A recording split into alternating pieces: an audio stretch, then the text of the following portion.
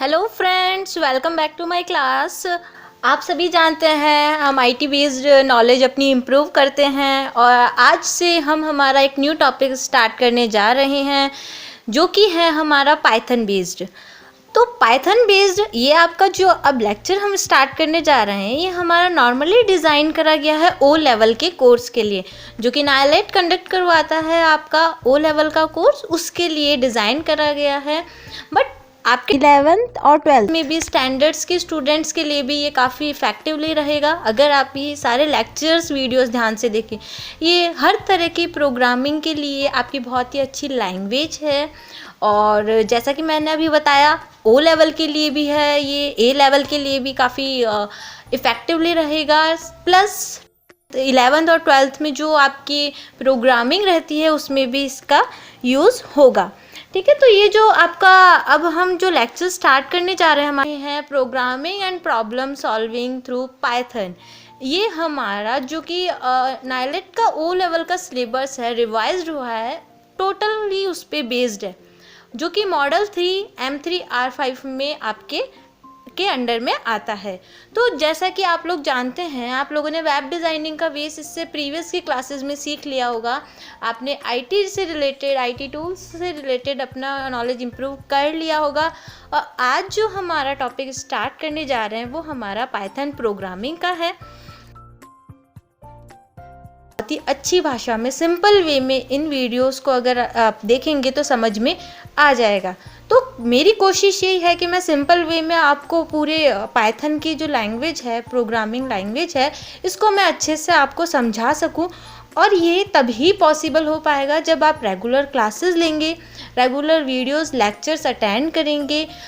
कम से कम अगर आप ओ लेवल के इस पाइथन के इससे रिलेटेड एग्ज़ाम को क्लियर करवाना चाहते हैं तो आपको डेली 2 आवर्स तो अपने इस पाइथन सब्जेक्ट पर देने ही पड़ेंगे। डेली 2 आवर्स आपको इस पर प्रैक्टिस करनी ही पड़ेगी, तब ही आप अपने एग्ज़ाम में अच्छे तरीके से पास हो पाएंगे। तो ये मैंने कुछ टिप्स शेयर करा है आपसे ताकि आप अपने एग्ज़ाम को अच्छे से क्रैक कर सकें। जो भी आपका अब जुलाई में या फिर नेक्स्ट जब भी इवेंट होगा, जब भी आपका एग्ज़ाम होगा, तब आप उसे अच्छे से क्लियर कर सकें। तो इन्हीं आशाओं के साथ कि आप मेरी क्लासेस रेगुलर लें और उनके नोट्स अच्छे से बनाएं, डेली प्रैक्टिस करेंगे, तो उसी पर मैं अब अपनी क्लासेस क्या करने जा रही हूँ, स्टार्ट करने जा रही हूँ। ठीक है, तो हम स्टार्ट करते हैं हमारा programming and problem solving through Python. तो सबसे पहले इसे स्टार्ट करने से पहले मैं आपको इस पूरी बुक का जो भी हम टॉपिक्स कवर करेंगे हमारे लेक्चर्स में, उनके बारे में इंट्रोडक्शन देना चाहती हूँ कि उसका टेबल ऑफ कंटेंट्स क्या है, कि हमारी वीडियोस में हम कौन कौन से टॉपिक्स कवर करेंगे। सबसे पहला आ जाता है आपका इंट्रोडक्शन टू प्रोग्रामिंग, जो कि हम हमारी वीडियो लेक्चर्स में कवर करेंगे। सेकेंड टॉपिक जो आएगा हमारा algorithms and flow charts to solve problems, second topics हमारा ये रहेगा। थर्ड टॉपिक रहेगा हमारा इंट्रोडक्शन टू पाइथन, पाइथन का इंट्रोडक्शन हमारा इसमें कवर करेंगे हम। फोर्थ आ जाएगा operators, expressions and Python statements. Fifth आ जाएगा हमारा सीक्वेंस डेटा टाइप्स। सिक्स्थ आ जाएगा हमारा function. 7 file processing and 8 scope and models आ जाएगा। और 9th आ जाएगा हमारा नमपे बेसिक। तो ये इन टॉपिक्स को हम हमारे आगे आने वाली वीडियोस में कवर करेंगे, जो कि आपके पाइथन का जो भी एग्ज़ाम होगा उसमें आपके लिए बहुत ही अच्छे से रहेगी और आपको ये लैंग्वेज भी इजी वे में समझ में आएगी। इन सभी टॉपिक्स पर आपको सिंपल लैंग्वेज में मैं वीडियो प्रोवाइड करवाऊँगी ताकि आप ईजी वे में इसे समझ सकें। नेक्स्ट स्लाइड्स पर देखते हैं इंट्रोडक्शन टू प्रोग्रामिंग, यानी जो हमने सबसे पहला हमारा टॉपिक लिया था यहाँ पे इंट्रोडक्शन टू प्रोग्रामिंग। आज हम उसका सबसे पहला चैप्टर का जो फर्स्ट टॉपिक है उसके बारे में जानेंगे, और जो हमारा फर्स्ट चैप्टर है इंट्रोडक्शन टू प्रोग्रामिंग, उसके जो टॉपिक्स हैं उनके बारे में देखेंगे कि हम फर्स्ट चैप्टर में कौन कौन से टॉपिक्स कवर करेंगे।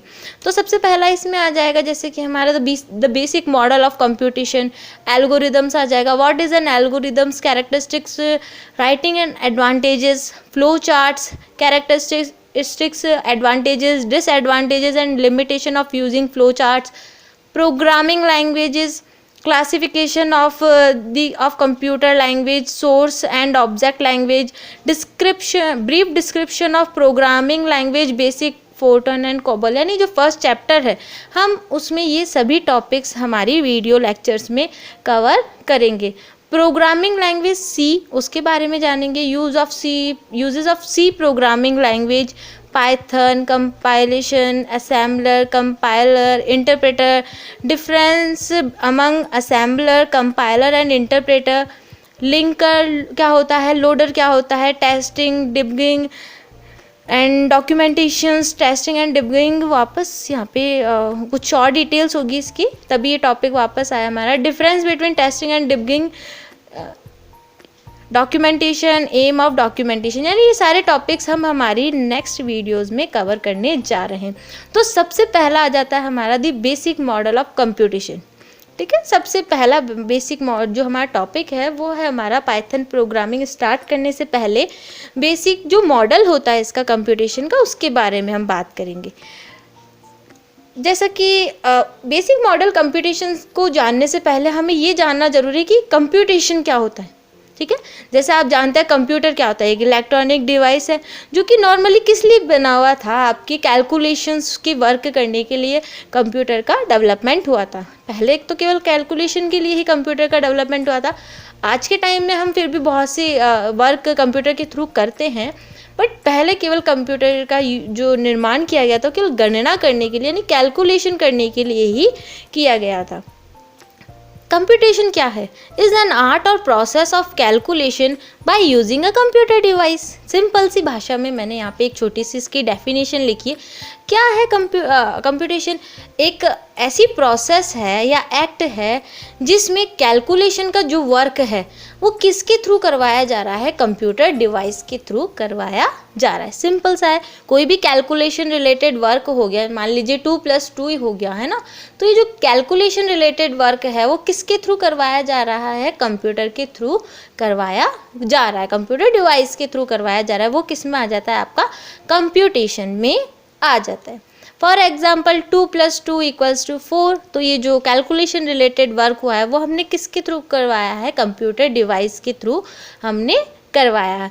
एक और, यानी कि क्या हुआ, जो प्रोसेस होगी कैलकुलेशन की इज कॉल्ड कंप्यूटेशन। ठीक है, जो हमारी प्रोसेस हुई है वो क्या कहला रही है? हमारी कंप्यूटेशन कहला रही है। Process of calculation is called computation. Simple सी भाषा में मैंने यहाँ छोटी सी डेफिनेशन लिखी है ताकि आपको बहुत अच्छे तरह से समझ में आ जाए।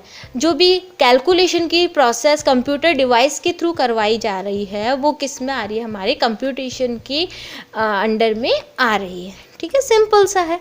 नेक्स्ट स्लाइड पे टर्न करते हैं। अब हमने बात करी थी कि अभी बेसिक मॉडल ऑफ कंप्यूटेशन के बारे में बात कर रहे हैं, तो हमने कंप्यूटेशन के बारे में बात कर लिया। अब हम देखते हैं मॉडल क्या होता है। ठीक है, model is made for solving an complex problem. For example, जैसे कि आप अगर मान लीजिए कार भी बना रहे हैं ना, कोई कंपनी कार बनाती है, तो ऐसा तो है नहीं कि वो डायरेक्ट कार ही बना मार्केट में लॉन्च करती है। सबसे पहले क्या करते हैं? वो कार का मॉडल क्रिएट करते हैं। ठीक है, कार का मॉडल क्रिएट करते हैं कि किस तरह से कार में कौन कौन से फीचर्स होंगे, कौन कौन से पार्ट्स होंगे, कहाँ कहाँ कैसे कैसे उन्हें पार्ट्स अटैच करने हैं, है ना। तो सब काम से पहले, सब प्रोसेस से पहले एक कंपनी क्या बनाती है? उस कार का मॉडल बनाती है। तो वही बात है, हाँ, जो हमने कैलकुलेशंस करा है ना, अब हमें हमारे कंप्यूटर डिवाइस के थ्रू कोई कैलकुलेशन करवाना है तो सबसे पहले हमारे पास क्या होना चाहिए? एक ऐसा मॉडल होना चाहिए। यानी हमें माइंड में सोचना पड़ता है जैसे कि किसी काम के लिए, वैसे हमें क्या करवाना है उसका एक स्ट्रक्चर, एक मॉडल हमारे माइंड में, हमारे पास जो भी प्लेटफॉर्म्स है उस पर हमें सिंपल से बनाने होंगे। Model is made for solving any complex problem. Model इसलिए बना रहे हैं हम ताकि हम किसी भी प्रॉब्लम को सिंपल वे में सॉल्व कर सकें और उससे अच्छा सा आउटपुट हम रिसीव कर सकें। तो आई होप आपको समझ में आया होगा कंप्यूटेशन क्या हो गया था। हमारा कैलकुलेशन रिलेटेड वर्क हो गया था कंप्यूटर डिवाइसेस पे, और मॉडल हम किसी के लिए भी पहले से कुछ डिसाइड कर रहे हैं, कुछ मॉडल क्रिएट कर रहे हैं ताकि हम किसी भी प्रॉब्लम को आगे सॉल्व कर सकें। नेक्स्ट टर्न करते हैं। आई होप आपको इन दोनों टॉपिक्स के बारे में समझ में आया होगा। अब जब हमने कंप्यूटेशन और मॉडल के बारे में अलग अलग पढ़ लिया है, तो अब हम क्या कर सकते हैं? इन्हें कंबाइन कर सकते हैं। ठीक है, गणना करने के लिए कंप्यूटर डिवाइस का यूज़ कर रहे हैं और उसी में हम मॉडल का भी हम यहाँ पे यूज़ कर रहे हैं। तो उसकी एक डेफिनेशन यहाँ पे मिलेगी आपको। The basic model of computation can be considered as a program executed step by step. ठीक है, the basic model of computation को क्या कह सकते हैं, क्या कहा जा सकता है, स्टेप बाय स्टेप आपका प्रोग्राम एग्जीक्यूट हो, है ना, जो भी आपका प्रोग्राम आप बना रहे हैं वो स्टेप बाय स्टेप क्या हो जाए, एग्जीक्यूट हो जाए, फॉलोइंग विद द इंस्ट्रक्शन, जैसा कि उसे इंस्ट्रक्शन दिए गए होंगे, given by the user, user के द्वारा जैसे भी इंस्ट्रक्शन दिए गए हैं step by step. Computer basic model of computation में क्या होता है, वो स्टेप बाय स्टेप आपके एग्जीक्यूट होते हैं, जो भी आपने इंस्ट्रक्शन दिए, जैसे आपने दिया 2+2, आपने इंस्ट्रक्शन दे दिए 2+2, तो ये एग्जीक्यूशन मॉडल कंप्यूटेशन क्या करवाएगा, ये पूरा मॉडल बनाएगा और आपको आपका रिजल्ट एग्जीक्यूट करवा के दे देगा कि 4 आपका रिजल्ट है। User to solve a problem और प्रोग्राम एट एंड। ठीक है, यानी इस प्रोग्राम के एट एंड पे और जो भी आपके प्रॉब्लम है उनको सॉल्व करने के लिए यूज़र के इंस्ट्रक्शन को फॉलो करते हुए आपका जो भी आउटपुट है वो एग्जीक्यूट करवा दिया जाएगा। It is implemented with the help of any programming language, example Python.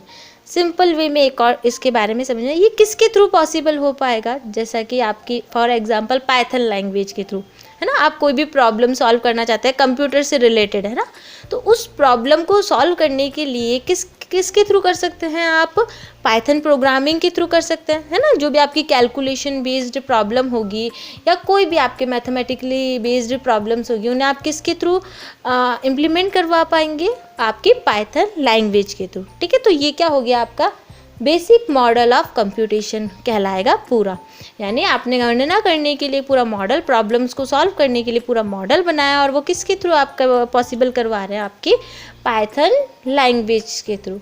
Next जो हमारा टॉपिक है वो स्टेप्स ऑफ कंप्यूटेशन है, यानी कंप्यूटेशन के कितने स्टेप्स के थ्रू कंप्यूटेशन का जो भी वर्क है वो आप कितने स्टेप्स के थ्रू कंप्लीट कर सकते हैं। तो सबसे पहला इसमें रख लेते हैं हम formulating and deciding data types. सबसे पहले क्या करना होगा, आपको सबसे पहले प्रॉब्लम सोचनी होगी और उस प्रॉब्लम के लिए आपके पास कौन कौन सा डेटा टाइप है उसके बारे में सोचना होगा, डिसाइड करना होगा कि आपके पास रॉ फैक्ट्स एंड फिगर्स कैसा, आपके पास डेटा टाइप कैसा है। डेटा आप जानते हैं, raw facts and figures are called as data. ठीक है, तो आपके पास कैसा डेटा है, चाहे वो नंबर्स हो गया आपका डेटा में, चाहे नंबर्स हो गए, आपके अल्फ़ाबेट्स हो गए, आपके ऑडियो हो गया, वीडियो हो गए, किसी भी तरीके की फाइल हो गई, ये सब किस में आता है, आपके डेटा के अंडर में आता है। ठीक है, रॉ फैक्ट्स एंड फिगर्स किस में आ गया, आपके डेटा के अंडर में आ गया। तो सबसे पहले आपको अपनी प्रॉब्लम के बारे में सोचना होगा और आपके पास क्या डेटा टाइप है उसके बारे में आपको डिसाइड करना होगा। फिर आपको आइडेंटिफाइंग करने होंगे स्टेप्स, कि आपको सोचना होगा कि आप जिस प्रॉब्लम के लिए सॉल्यूशन ढूंढ रहे हैं तो उसके लिए आपको कैसे स्टेप्स रखने होंगे, है ना, कैसे स्टेप्स को फॉलो करना होगा कि आप उस प्रॉब्लम का रिजोल्यूशन कर सकें। ठीक है, नेक्स्ट आता है identifying decision points.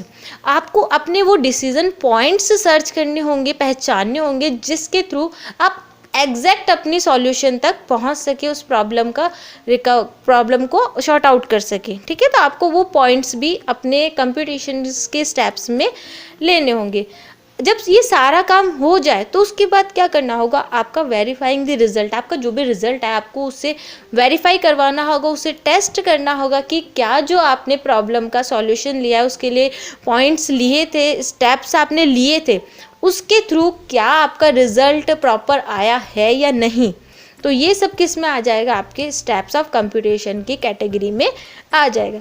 I hope आपको आज की वीडियो में ये सब समझ में आया होगा कि मॉडल ऑफ बेसिक कंप्यूटेशन क्या होता है, किस तरह हमें इसके स्टेप्स को फॉलो करना होता है। ठीक है, तो आज और क्या हम आगे हमारे सिलेबस में कवर करेंगे।